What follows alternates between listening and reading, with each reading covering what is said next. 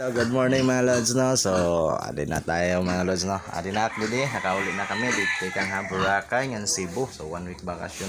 So, dito naman pagbalik dito. So, andun nag-aabang yung mga alaga ko, nag-aabang yung si Jewel, yung inahin ko, tapos si Angel. Tapos may mga baboy tayo dito mga lods. So pag-uwi natin, ito talaga inuna ko, tiningnan ko agad yung mga ano ko, yung mga alaga ko. So mga lods, kaya pala mga lods, no, kung mayroon kayong party or mga handaan na mga kailangan niyo na mga lechon na mga na 45 kilos, 50 kilos, 60 kilos, 70 kilos, so may available po tayo dito mga lods, no.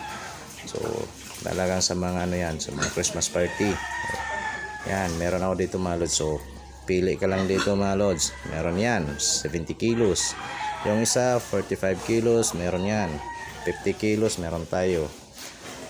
So pwede nyo akong i-message dito mga lods, dahil wala na akong pera galing sa magbakasyon, naubos yung pera namin. So kailangan ko na magbenta ng mga baboy. Yan, lechonin yan mga lods, no? So punta lang kayo dito sa Barangay Talinhogon, Dagami, Leyte. So hanapin nyo lang si Vincent Laguna or Maria Brainy Laguna.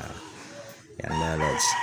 Yan, panghandaan yan sa mga Christmas party, birthday party, o kahit anong klaseng party.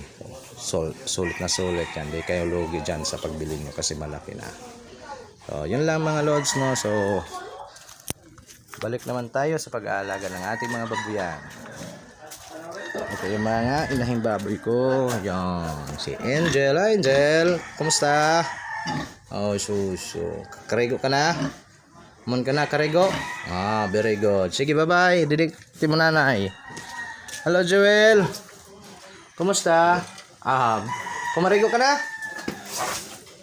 Joel, kumarigo ka na? Huy. Very good. Sige, bye-bye. Yan.